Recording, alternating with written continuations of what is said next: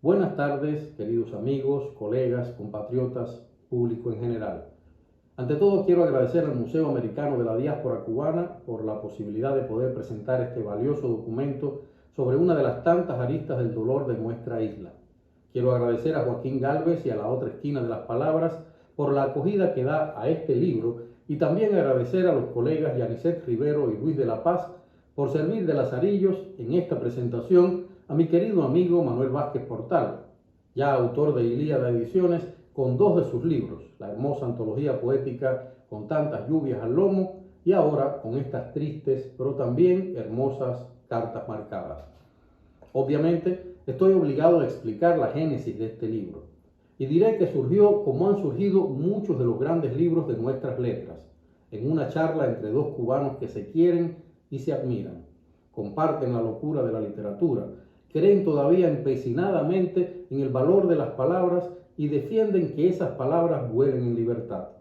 Más allá de nuestra hermandad de muchos años, que ha sido probada en las buenas y las malas, fue un privilegio que Manuel pensara en mí y en esta locura editorial que es Ilíada Ediciones. A fin de cuentas, Ilíada Ediciones, si me pidieran definirla, es también, como este libro, un cántico de alabanza a la libertad. Es Ilíada Ediciones, en simples palabras, la consecución en tierras de libertad de un sueño que me fue negado en Cuba por esos mismos represores políticos y esos mismos comisarios que hicieron a Manuel escribirle estas preciosas cartas a su amada esposa Yolanda y a su hijo Gabriel, lanzándolo tras las rejas. Tener mi propia editorial y poder publicar en ella sin censuras libros como Cartas Marcadas reúne para mí connotaciones sentimentales muy profundas, referidas todas a esa rebeldía, apoyados en la verdad que leerán ustedes en estas cartas. Quienes conocen mi trayectoria como escritor y periodista saben que he dedicado ya muchos años a escribir sobre el dolor de nuestro pueblo, a denunciar en espacios internacionales, en las esferas del periodismo y la política, esa lepra que corroe el cuerpo envenenado de nuestra isla. Ilíada Ediciones, que no es una editorial cubana ni exclusivamente para cubanos, se ha convertido sin embargo en una plataforma de prestigio y seriedad para publicar a importantes autores cubanos que han sido censurados por decir en sus libros verdades que el régimen cubano quiere ocultar o que han decidido asumir esa doble condición de opositor político e intelectual independiente, con lo cual la represión ha sido todavía más encarnizada hacia ellos. Pienso ahora mismo, por solo citar algunos ejemplos, en el libro El Pacto Social Postmoderno del abogado Faisel Iglesias, que hace una valiosa propuesta de los cambios jurídicos y constitucionales que debería tener una Cuba futura. Pienso en el ensayo Los escritores y el castrismo de Orlando Freire Santana. Pienso en el libro de crónicas Un naufragio en tierra firme de Jesús Arencibia Lorenzo. Pienso en las novelas Maleconazo de Julio Aliaga Pesán, Los rehenes del cártel de La Habana de Lázaro Castel o Inquisición Roja de Rafael Vilches sobre las terribles Jumap.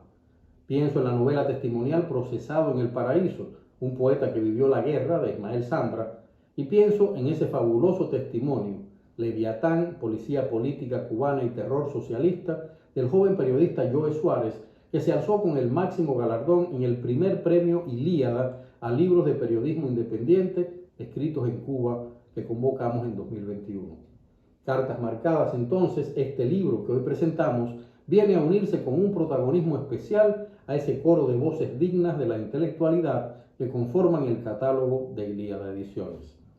El dilema mayor, sin embargo, no fue cómo procesar las cartas, no fue la maquetación singular de este libro, no fue el diseño de la portada que nos impactó. Manuel me dijo entonces, ¿te animas a escribir el prólogo? Y ciertamente al momento pensé que sí, que podía, pero haciéndolo así había una pata de la mesa que estaría cojeando. Manuel y yo, dos patas de esa mesa, compartimos en Cuba la disidencia, defendimos en Cuba el valor de la honestidad y de la fidelidad entre los amigos. Siempre me conmuevo cuando leo una de sus primeras crónicas publicadas tras su llegada a Estados Unidos, donde, admirado y dolido, confesaba su cariño hacia mí porque en Cuba había sido yo uno de los escasos amigos escritores intelectuales que no le habían dado la espalda ni siquiera en los peores momentos de la represión. Yolanda, siempre dulce y valerosa, sostenía la otra esquina de esa mesa. Y fue entonces cuando pensé en mi esposa Berta, como la que sostendría esa otra cuarta parte de la mesa. Ella también había sufrido todas esas estrategias asquerosas, bajas, inhumanas, con las que los represores intentaban aplastarnos a quienes levantábamos nuestra voz contra el régimen y sus desmanes. Y en principio se negó, tengo que reconocerlo. Su alma noble de mujer, madre y esposa sufrida no quería revivir esos difíciles momentos, pero lo hizo y me estremeció lo que escribió en ese prólogo, su propia historia de dolor que había intentado aplastar bajo el peso del olvido durante todos estos años. Sé que ese prólogo de mi esposa, Berta Medina, ha estremecido a muchos, pero lo más importante es un dolor impotente compartido en público y en silencio por muchas mujeres cubanas, como ella misma confiesa cuando escribió estas palabras que me permito leer de ese prólogo. Este es un libro abierto y escrito para todos los cubanos. ¿Cuántos prisioneros políticos han vivido estas experiencias en las últimas 6 décadas? ¿Cuántas esposas han sufrido tamaña ignominia de parte de un régimen que pregona ante el mundo su falso humanismo? Hoy los cubanos sabemos de las valerosas damas de blanco, pero ¿cuántas madres, esposas, hijas pueden contar sufrimientos similares? Ahora mismo, mientras escribo estas palabras, en Cuba, jovencísimos, casi niños Vázquez Portal, encerrados por el régimen tras los sucesos del 11 de julio de 2021, escriben cartas a sus madres, a sus novias, pero también jovencísimas Yolandas, condenadas a la ergástula más oprobiosa, que es la de no poder levantar su voz para defender el derecho de alimentar a sus hijos. Escriben poemas a sus esposos, cartas esperanzadoras para sus hijos, mensajes de aliento a sus seres queridos. Y a los esbirros, comisarios, amanuenses y tontos útiles defensores de ese engendro social que es hoy la Revolución Cubana, no se les conmueve ni una célula ante tan terrible dolor de su propio pueblo. Mi esposa y yo somos cristianos hace muchos años. Vivimos convencidos de que la prosperidad galopante de nuestra isla hasta 1958 se debía a que nuestro pueblo y nuestros gobernantes, incluso aunque se manifestaran como un Estado laico, habían comprendido el valor de defender y poner en práctica los valores humanistas que nos enseñó Jesucristo. Vivimos convencidos de que la caída a esa oscuridad sin esperanza que agobia nuestra isla hoy comenzó cuando los Castros decidieron aferrarse eternamente al poder y para ello les daba igual entregar el país a los peores poderes de este mundo.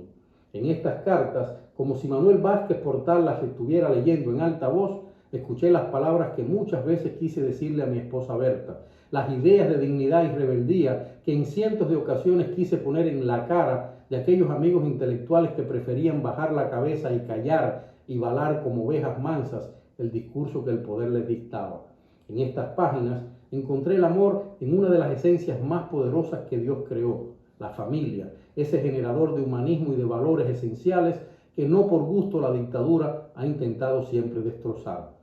Pero uno de los más impactantes valores de este libro, de estas cartas, es la confianza en que, anclados en la verdad, parados firmemente en la certeza de estar en el lado de los justos, podemos disfrutar de la esperanza de saber que habrá un mañana donde nuestro país, nuestra nación, nuestro pueblo verá la luz. No olvidemos que es una promesa de Dios en ese fundamental pasaje de la Biblia que es el Sermón de la Montaña, donde Jesucristo mismo nos dice, y escuchemos esto y no lo olvidemos: bienaventurados los que padecen persecución por causa de la justicia, porque de ellos es el reino de los cielos. Muchas gracias.